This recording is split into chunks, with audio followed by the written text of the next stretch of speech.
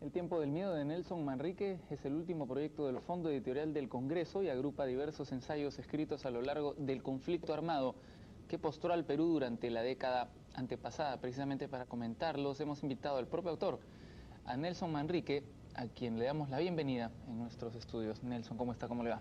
Muy buenos días. Aquí precisamente tengo El tiempo del miedo a la violencia política en el Perú de 1980 a 1996, que en realidad no es un libro escrito exprofesamente para hablar de terrorismo, sino una compilación de los artículos que durante ya casi 2 décadas usted ha publicado sobre el tema del terrorismo, ¿no es cierto? ¿Cómo surge la idea de compilar estos artículos?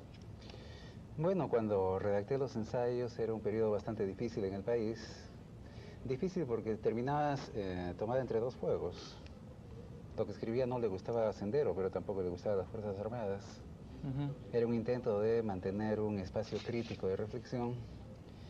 Cuando lo redacté lo hice partiendo de lo que estaba sucediendo de trascender la coyuntura.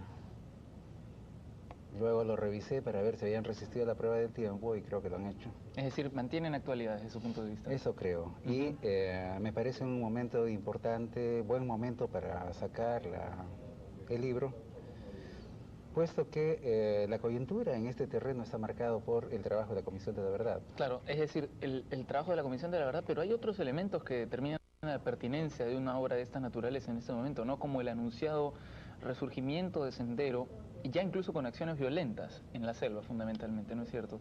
Claro, yo diría que lo de Sendero, para detenernos en Sendero, es residual.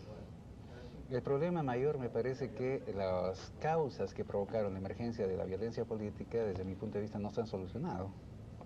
Hay un conjunto de causas de fondo que cristalizaron la peor crisis. Esa es una tesis central del libro, la peor crisis de nuestra historia republicana en los años 80. Una crisis en que convergieron múltiples crisis que al combinarse incrementaron la explosividad de cada una de ellas. Ahora, ¿la violencia política es un origen, una consecuencia o un factor? Yo diría que es una consecuencia y al mismo tiempo un factor agudizante de la crisis. Esta crisis tuvo varias consecuencias, una de ellas es la violencia política, pero la otra es la destrucción de la institucionalidad, la desaparición del sistema político de los partidos. Creo que todos estos elementos están encadenados muy profundamente. Y entonces detenerse solo en el tema de la violencia, abstrayéndolo de este contexto, creo que no ayuda a comprender lo que sucedió. ¿Cuáles son estos 5 vectores, como los llama usted, que concurren para facilitar o para permitir la aparición de la violencia política en nuestro país? Yo diría que son 5 tipos de crisis que se generan en distintos momentos históricos. El más evidente e inmediato fue la crisis de representación. Acción Popular es elegido con 45%, el 80 cae al 4% del 85, Alan García llega a tener 85% de popularidad y cae al 4%, no puede inscribirse el 95%. Un ingeniero desconocido en 3 semanas se convierte en presidente del Perú. Sí. Ahora, es una extrema volatilidad. Esta es una crisis de representación. Pero de alguna manera esto quizá debería hacernos pensar un poco antes. Ahora que se está debatiendo un anteproyecto de constitución, deberíamos pensar seriamente si lo que queremos seguir siendo es una república presidencial, ¿no es cierto? Es decir, pasa por ahí también el problema, ¿no? Yo creo que es un problema de fondo, porque cuando hablamos de Fujimori, siempre creemos que con él comenzaron los males. Pero si tú revisas tanto en el periodo de Belaúnde como en el de Alan García, el 90% de las leyes fueron hechas por el Ejecutivo. La corrupción existía a lo largo de la década del 80. Fujimori lo que hizo fue llevar a sus últimas consecuencias problemas que estaban planteados en la propia estructuración de nuestro sistema. Sí, ahora como lo dice Giovanni Sartori, y esto es sumamente interesante, ¿no es cierto? Los únicos países que no han tenido crisis agudas de representatividad han sido los países con sistemas parlamentarios de representación de la población. Y Estados Unidos, ¿no? Que según Sartori no ha tenido esta crisis a pesar del sistema presidencial. O bien contrapesos al presidencialismo, como en Francia. Como en Francia, que tiene un semipresidencialismo, ¿no es cierto? Con un primer ministro que representa a la minoría, si es que esta tiene mayoría. Que Chirac de derecha termine teniendo de primer ministro, con una fuerza mucho mayor que la que tiene el primer ministro en el Perú, a Jospin, comunista.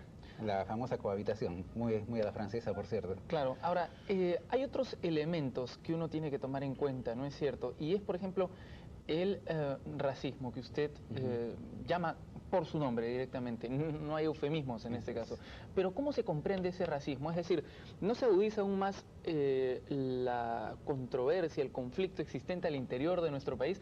Porque por una parte se habla de racismo y por una parte se habla de racismo como germen de Sendero Luminoso y por otra parte Alejandro Toledo es presidente del Perú. Así es. Eso pertenece al quinto nivel, al más profundo de las crisis que planteo en el texto. Están cambiando una serie de cosas en el Perú. Objetivamente ya no existe el tributo indígena, no existe la hacienda, no existe la servidumbre, ya no hay el aislamiento geográfico de la denominada población india. Las bases objetivas están profundamente minadas. Pero la mentalidad es un fenómeno de subjetividades. Y las subjetividades se retrasan, esto es habitual frente a los cambios objetivos. Es decir, las cosas han cambiado, pero la manera como las vemos no han cambiado. Ahora, quizá el problema sea un sistema de transmisión más bien de esta subjetividad, que persiste. Hay una resistencia muy grande a los cambios, que tiene que ver no solo con quienes discriminan, sino con quienes son discriminados. Sí. En la medida en que el discriminado interioriza el discurso según el cual es inferior, el sistema se mantiene. Ahora, yo diría que la elección de Alejandro Toledo es parte de este proceso de cambios. Creo que Fujimori fue una transición necesaria. En otras palabras, Toledo no hubiese sido un candidato viable en los años 90. Claro. Puede hacerlo no, de hecho, en el siglo XXI precisamente porque ha habido la transición de este japonés, iba a decir Nikkei, pero ayer nos han aclarado que es japonés, sí. El gobierno japonés, no, que hace este eslabón necesario. Ahora, la elección de Alejandro Toledo está teñida de una enorme controversia. Y hay una cosa que me preocupa mucho. ¿En qué sentido de controversia? Yo creo que a nivel de la clase dominante es mal visto y visto por sobre el hombro. Sí. Pero no solo ese es el problema, me preocupa mucho más... Es de este cholo que nos gobierna, es la frase que se usa, ¿no es cierto? Así es. Así para ponerlo Pero con todas sus letras. También a nivel popular esto es muy preocupante. Converso con un amigo que viene de Puno, ha estado ahí trabajando un par de meses, y lo que él me dice es que encuentra en la radio, en los medios, una violencia verbal contra el presidente terrible. Epítetos inimaginables contra el presidente.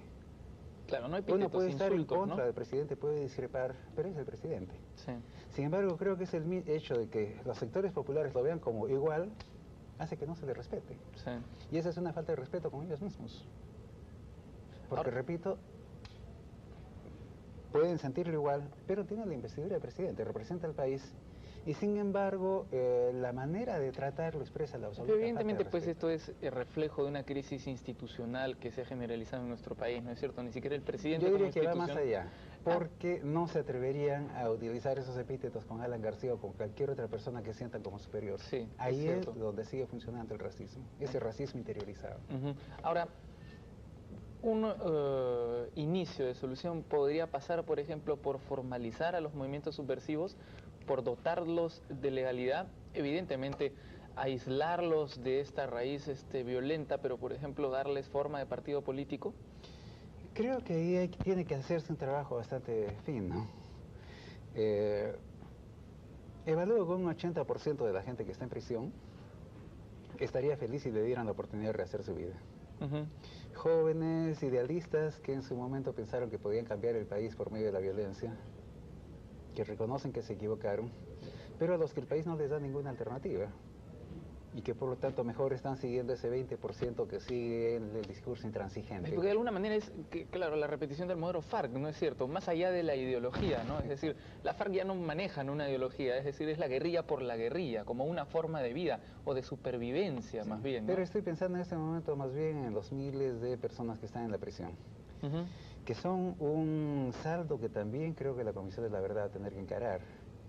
Creo que es mucho más fácil manejarse con el 20% intransigente si se da primero una salida del 80%, que estaría decidido si le dan una segunda oportunidad de reincorporarse al país. Sí. Eso supone un trabajo evidentemente muy fino de calificación de quienes efectivamente pueden ser reintegrados. Pero creo que es un trabajo imprescindible. Un trabajo policial también. Trabajo policial sin duda, la calificación tiene que pasar por un conocimiento de lo que está sucediendo. Y por un seguimiento del ciudadano ya libre, ¿no? Claro, así es. Ahora, ¿hay esperanza desde su punto de vista? ¿Hay una posibilidad de romper con esta herencia colonial, como la denomina usted? Yo veo una serie de signos alentadores. El primero es que estemos discutiendo estos temas. Hace unos años, cuando empecé a tratar el tema del racismo, esto era respondido muy violentamente. Amigos intelectuales simplemente cerraban cualquier debate, ¿no? Un racismo en Estados Unidos. Acá no hay. Acá no existe. Todo el mundo sabe que en el Perú no hay racismo y no hay nada que discutir. No, mira, no hay racismo y vamos a demostrar que No, hay un racismo hipócrita que es mucho peor, dicho sea de paso, ¿no es cierto? Max Hernández causó un escándalo cuando en determinado momento dijo que en el Perú existía un apartheid solapa. Sí. ¿Sí? Pero creo que el hecho de que se ventilen estas cosas públicamente es el primer paso para poder encararlas. No podemos solucionar un problema si antes no reconocemos que el problema existe. Ahora, esto hace que la responsabilidad de la Comisión de la Verdad sea mucho más profunda, ¿no es cierto? Que solamente conocer la verdad. Por cierto, creo que es un paso fundamental en la reconstrucción de la institucionalidad del país. Creo que es enormemente saludable que Canal N haya transmitido las audiencias públicas. Creo que este proceso de sensibilización de la opinión pública, de construcción de una solidaridad nacional que nos falta y nos falta profundamente, es importante. Pero por ahí pasa la otra cuestión, el otro problema, ¿no es cierto? La falta de un partido conservador en nuestro país es fundamental, como lo dice Julio Kotler. Es decir, uno ve las audiencias de la Comisión de la Verdad y posteriormente ve las reacciones de los representantes en el Parlamento que responderían a una lógica conservadora y se sorprende por lo alejados que están de la realidad nacional, ¿no es cierto? Pero yo diría que no solo los conservadores, también los progresistas. La escisión colonial sigue funcionando. Mira, las proyecciones que se hacen con relación a lo que ya viene trabajando la Comisión de la Verdad podrían llevar la cifra de muertos desaparecidos a 40.000. Increíble, ¿no? Es decir, casi el doble de lo que se estimó en un principio. Pero tú, seamos sinceros, tú sientes acá en el Perú ese sentimiento de tragedia que se vive en Chile, en Argentina, en Uruguay, sociedades más integradas en que las víctimas fueron de clase media. Claro. Los montoneros no tienen nada que ver aquí, ¿no? Allá tú y yo tendríamos un familiar desaparecido, muerto, torturado, y por tanto generaríamos opinión pública sobre el asunto. Pero esto parece una guerra desarrollada en otro país. Y el primer paso elemental es hacer sentir a las víctimas, a sus familiares, que esto nos importa, que nos involucra, que nos toca en cuanto todos somos peruanos. Y lo que le hacen a un peruano, nos lo hacen a nosotros y lo hacen a todos los peruanos. ¿Pero eso lo sentimos? Es eso lo que se tiene que construir. Y creo que el papel de los medios de comunicación es fundamental. Creo que el trabajo de la Comisión de la Verdad es fundamental. En parte trato de contribuir en la medida de las posibilidades con este libro. No. Porque finalmente no se trata solamente de llorar sobre lo que ocurrió, por lo que ocurrió, ¿no es cierto? Se trata de pensar en proyectar esto quizás ya como una enseñanza histórica hacia el futuro de nuestro país. ¿Existen mecanismos que se estén implementando, institucionalizando para lograr vencer esta serie de prejuicios, esta serie de dinámicas que existen en nuestro país, que de alguna manera son un ancla, ¿no es cierto?, que nos impide nadar libremente? Una de ellas es la Comisión de la Verdad, que ya hemos comentado, que es sumamente importante y que a partir de esta serie de recomendaciones que usted plantea, incluso se reivindica más, ¿no es cierto?, adquiere otra dimensión. ¿Pero existen otros mecanismos en nuestro país? Quisiera detenerme un minuto en lo de la Comisión de la Verdad, si me permite. Por supuesto. Es extraordinariamente compleja su situación porque no ha nacido de un empate entre la guerrilla y el gobierno como sucedió en Centroamérica, ni ha nacido de una movilización de la sociedad civil como sucedió en el Cono Sur, las madres de la Plaza de Mayo en Argentina. Simplemente surgió porque aquí colapsó la Fuerza Armada. Su involucramiento en la red de corrupción de Fujimori y Montesinos provocó su colapso y es sobre ese espacio que se creó la Comisión de la Verdad. O sea que la Comisión tiene una crisis de legitimidad, dice usted. No hablaría de crisis de legitimidad, no es así, las encuestas demuestran que no es así. Por supuesto, ¿no? Claro. Pero no tiene detrás una sociedad civil efectivamente movilizada. La Fuerza Armada se va a recomponer, eso es normal. Los partidos políticos se van debilitando, también es normal por la competencia, y si es que no hay construcción de sociedad civil movilizada que sostenga el trabajo de la Comisión de la Verdad, creo que las fuerzas interesadas en que no se esclarezca lo que ha sucedido, que son varias y son poderosas, podrían hacer que este trabajo se vea esterilizado. Efectivamente. ¿Existen otros mecanismos? Se lo pregunté en principio. Sí. Tiene que ser tratado multilateralmente esto.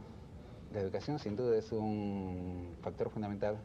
Pero la educación sola, al contrario, es una de las cosas que muestra en el libro, puede provocar más violencia.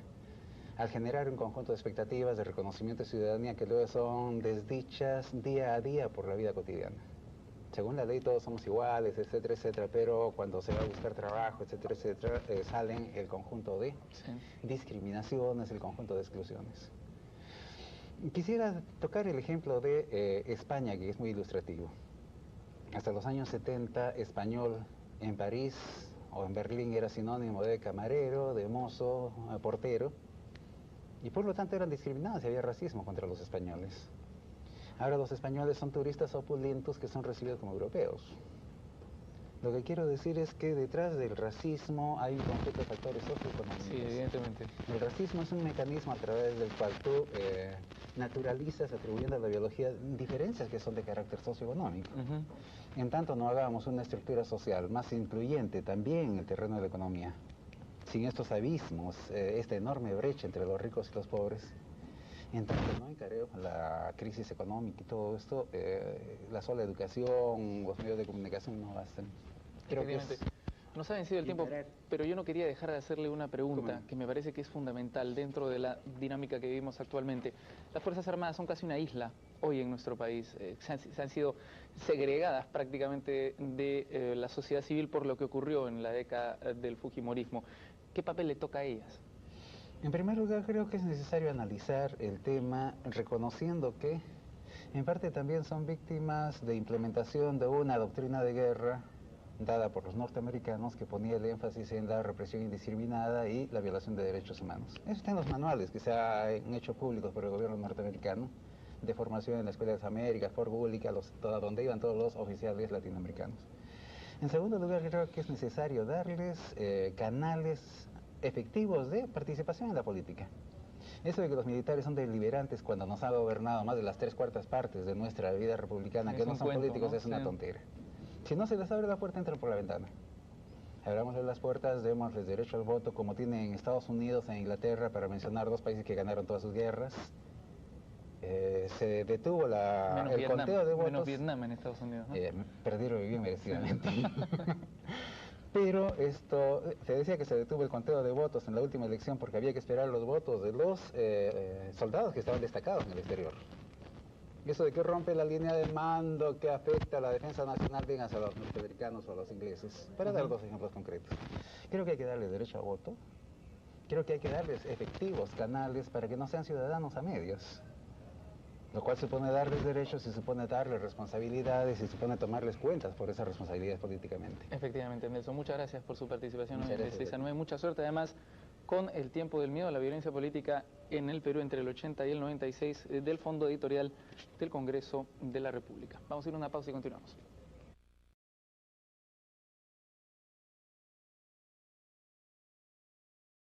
Revisé para ver si habían resistido la prueba del tiempo y creo que lo han hecho. Es decir, mantienen actualidad desde su punto de vista. Eso creo. Y me parece un momento importante, buen momento para sacar el libro, puesto que la coyuntura en este terreno está marcado por el trabajo de la Comisión de la Verdad. Claro, es decir, el trabajo de la Comisión de la Verdad, pero hay otros elementos que determinan la pertinencia. Muy buenos días. Aquí precisamente tengo El tiempo del miedo a la violencia política en el Perú de 1980 a 1996, que en realidad no es un libro escrito exprofesamente para hablar de terrorismo, sino una compilación de los artículos que durante ya casi 2 décadas usted ha publicado sobre el tema del terrorismo, ¿no es cierto? ¿Cómo surge la idea de compilar estos artículos?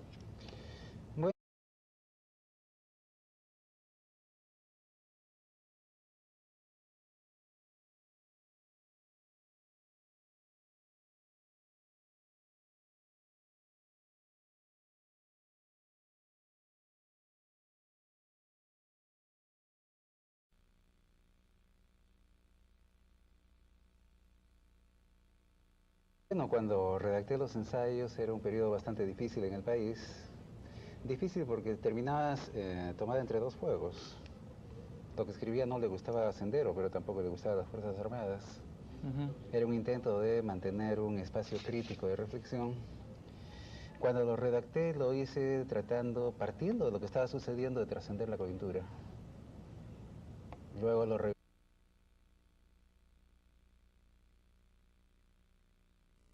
El tiempo del miedo de Nelson Manrique es el último proyecto del Fondo Editorial del Congreso y agrupa diversos ensayos escritos a lo largo del conflicto armado que postró al Perú durante la década antepasada. Precisamente para comentarlos hemos invitado al propio autor, a Nelson Manrique, a quien le damos la bienvenida en nuestros estudios. Nelson, ¿cómo está? ¿Cómo le va?